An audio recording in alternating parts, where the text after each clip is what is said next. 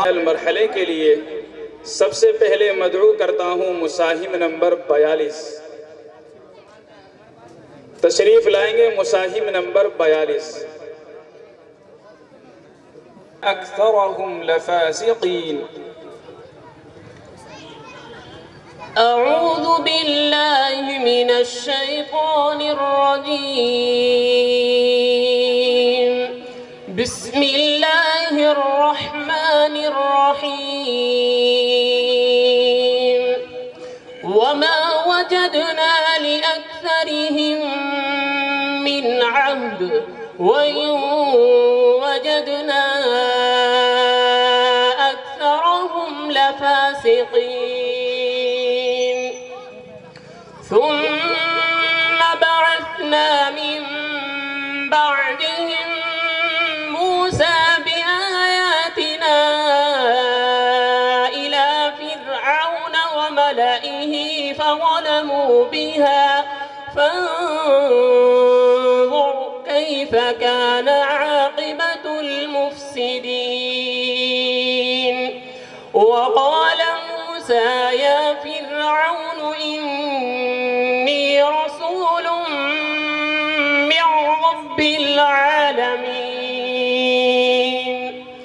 حقيق على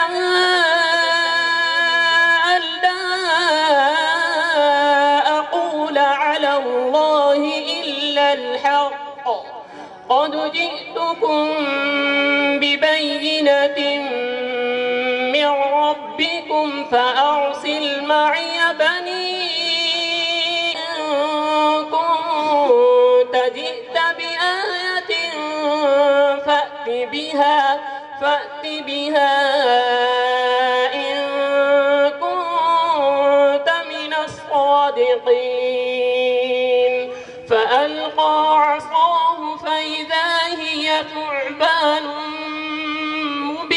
مبين ونزع يده فإذا هي بيضاء للناظرين. قال الملأ من قوم فرعون إن هذا لساحر عليم يريد أن يخرجكم من أرضكم فماذا قالوا أرجه وأخاه وأرسل. قالوا أرجه وأخاه وأرسل في المدائن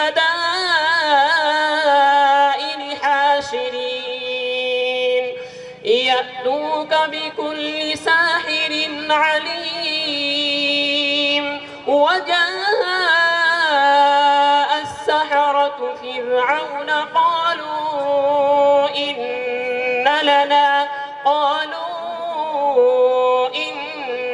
لنا لأجرا إنا كنا نحن الغالبين. قال نعم وإنكم لمن المقربين. قالوا يا موسى إما أن تلقي وإما أن نكون نحن الملقين. قال ألقوا فلما ألقوا سحروا أعين الناس واسترهبوهم وجاءوا بسحر عظيم. बस दूसरा सवाल। قال لئن اتخذت إلها غيري لأجعلنك من المسجونين. قال لئن اتخذت إلها غيري لأجعلنك من المسجونين. قال فأت به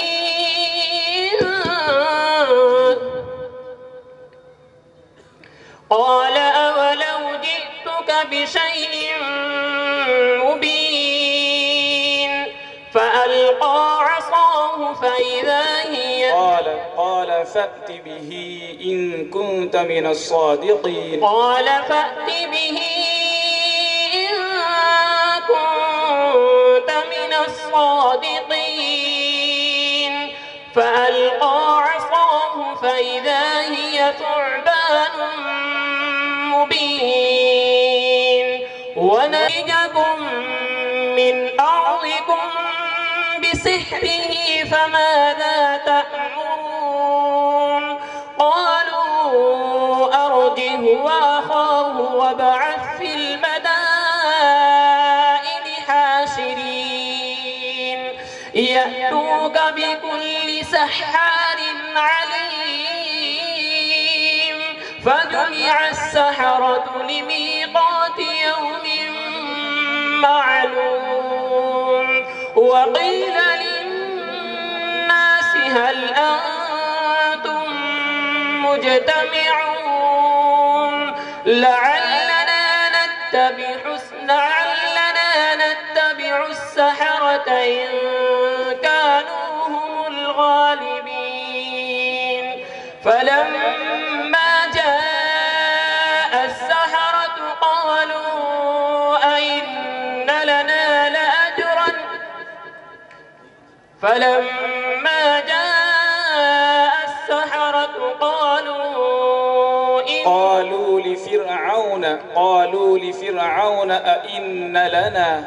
قالوا لفرعون أئن لنا لأجرا إن كنا نحن الغالبين قال نعم وإنكم إذا لمن المقربين قال لهم موسى ألقوا ما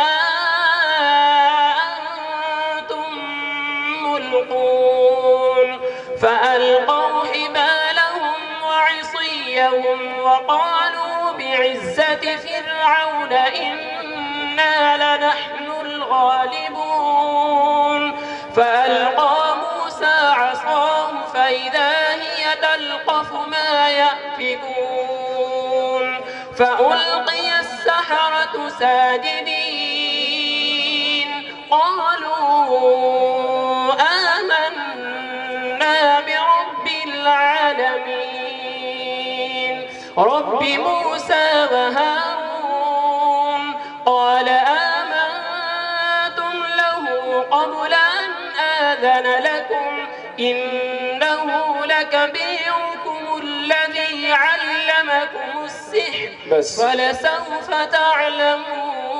تعلمون صدق الله العظيم قالوا يوم معلوم तनवीन का क्या फायदा होगा इदगाम नाक़िस होगा मीम का मखरज बयान कीजिए दोनों होठों की खुश्की का हिस्सा रा का मखरज जबान की करोट और कुछ हिस्सा पुष्ट का जबकि लगे ऊपर वाले सनाया रबाई के मसोड़ों से जाइए